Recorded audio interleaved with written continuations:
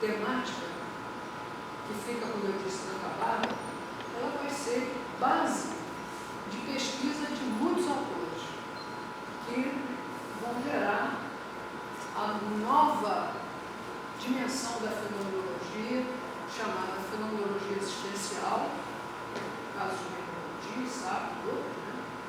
A fenomenologia, do ponto de vista de um idealismo transcendental, como o Garp, que é um autor muito importante, ou uma fenomenologia que busca chegar à metafísica, tal como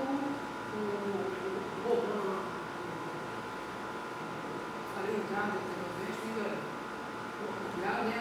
O Gardner tem uma obra sobre fenomenologia e metafísica, mostrando como essa parte final da obra do Husserl visava chegar à discussão daqueles primeiros princípios que levam a entender o ser transcendental não como um ser dos entes na sua totalidade, como a filosofia tradicional fazia.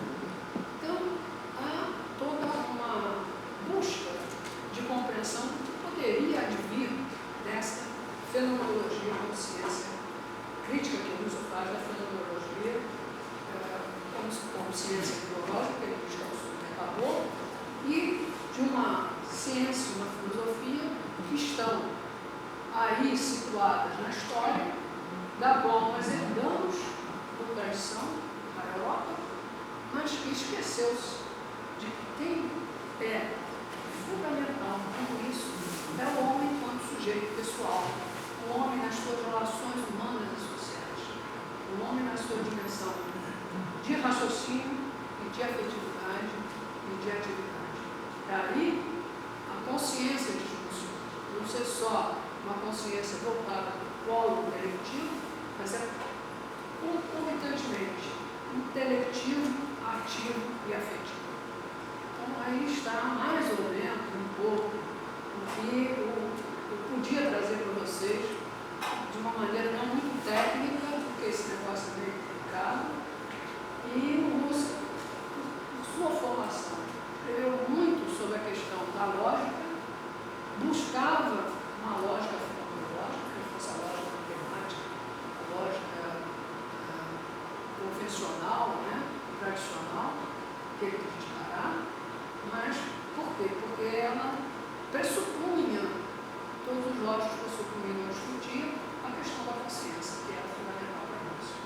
Daí, então, a sua maior parte, digamos assim, dos textos dele serem discussões com a ciência e com a matemática lógica, buscando, no início, o que ele chamava uma psicologia fenomenológica.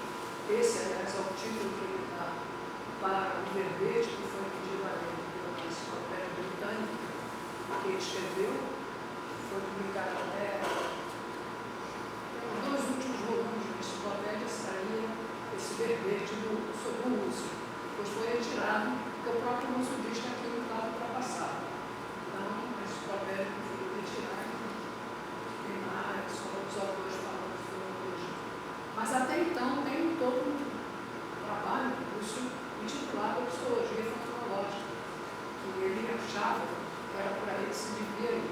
Até que depois, graças à influência de Bertone e de outros autores, ele abandona essa ideia de uma psicologia fenomenológica para tratar de uma ontologia do mundo. Então, era isso que eu tinha que trazer aqui para vocês. Espero que vocês tirem agora as dúvidas, perguntas, sem nenhuma cerimônia, e que eu não tenha sido muito, assim, complicada, né, confusa com isso.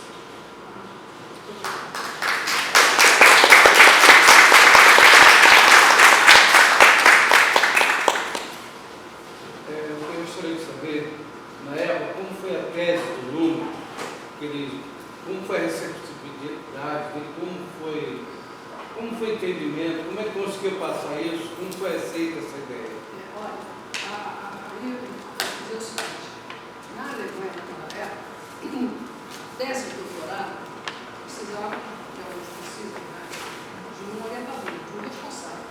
É esse responsável que escolhia a banca com os 12 doutores e com eles um orientador. O faziam a discussão, o aluno não entrava nessa. A discussão era da tese. O aluno, sim, o orientador é o grande responsável. Então, no caso, o Baix Praça e os foram os grandes responsáveis pelas teses do Russo. E o Russo, quando publicou, porque aí a tese sendo aceita, a universidade é obrigada a publicar o texto.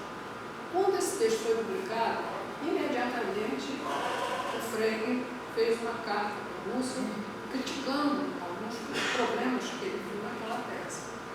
O Russo reconheceu a procedência dessas críticas e, ao mesmo tempo, reconheceu uma lacuna, tanto nele, Frege, quanto nele, Russo, que era o tema da consciência. Todos eles davam com o pressuposto. Ora, o matemático, antes de mais nada, é alguém que tem que demonstrar.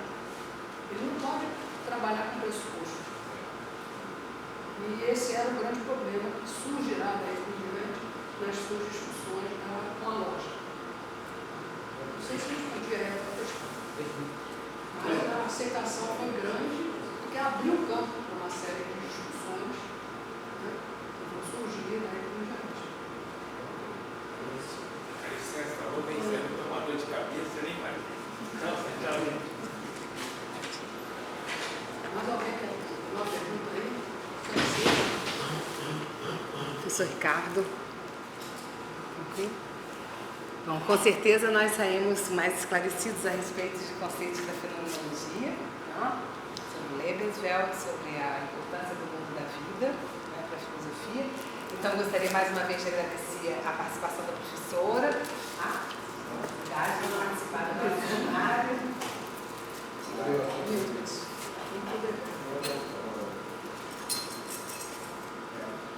Como é que você estabelece uma relação entre o sujeito transcendental da fase inicial do curso e a retomada do sujeito transcendental na crise, Da vida, né? Isso é uma diferença. Tem uma terminologia.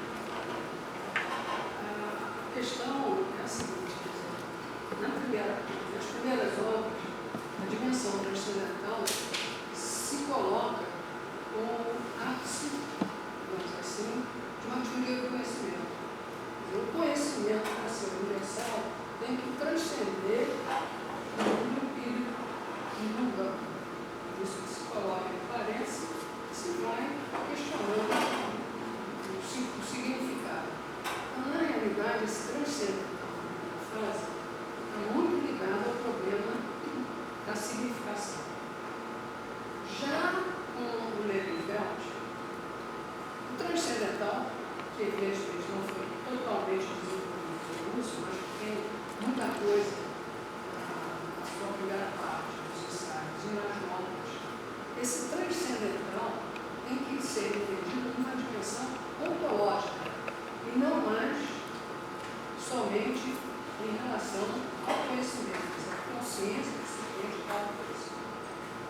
Essa dimensão ontológica do transcendental, ela se coloca não como a busca de uma existência que transcende o homem, mas é um transcendental que se encontra emergindo da história. Essa é a grande unidade, porque é um transcendental que está situado, mas que transcende. Ou seja, por isso é que eu não poderei mais discutir o transcendental sem temporalidade. É o que o Russo fez, tentou fazer, aliás, nessa discussão, né, da dimensão transcendental do Lebenswelt. Não sei se está muito claro isso, mas é por aí, mais ou menos, que as coisas vão.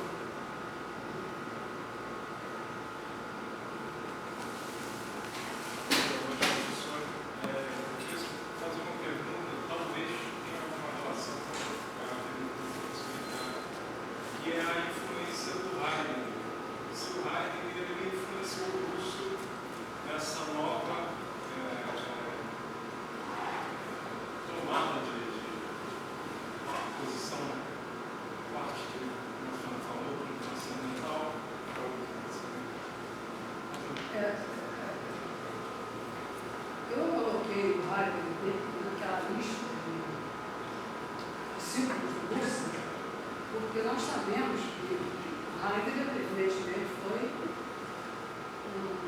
uma pessoa que trabalhou no círculo fenomenológico com Russo, fazendo seminários, e ajudando a publicação dos textos dele, de Stein, no caso. Nós sabemos que o Russell, quando ele se aposentou, ele indicou Heidegger para substituí-lo, porque para ser professor titular na Alemanha, tinha que haver a indicação da pessoa que se aposentava e de mais 2 professores, um da universidade, outro do Ministério da época. Ele indicou Heidegger para substituí-lo quando ele se aposenta. Mas Heidegger, com a publicação de Seu Tempo, ele introduz uma vertente na fenomenologia que é a chamada fenomenologia hermenêutica. Então, ele nega a fenomenologia descritiva, ele diz que estaria em Rússia, por uma fenomenologia hermenêutica, que é o que ele propõe. A fenomenologia terá que ser uma interpretação e não uma descrição buscando o sentido das coisas. O Russo não concordou com isso, não concordava com essa tese. Houve divergências os dois em relação a esse tema. Apesar disso, o Russo manteve a indicação do Heidegger, ajudou inclusive a publicar o seu livro, que precisava do aval da pessoa que estava saindo da cátedra, né? No caso da Rússia. Embora divergindo de posição heideggeriana, eles continuaram, num certo sentido, se dando, digamos assim. Não sei em que nível maior ou menor de amizade, mas se dando. Certamente ele não concordou muito com Heidegger quando ele, como reitor, fez uma carta, né? Concordando lá com o nazismo de tirar os livros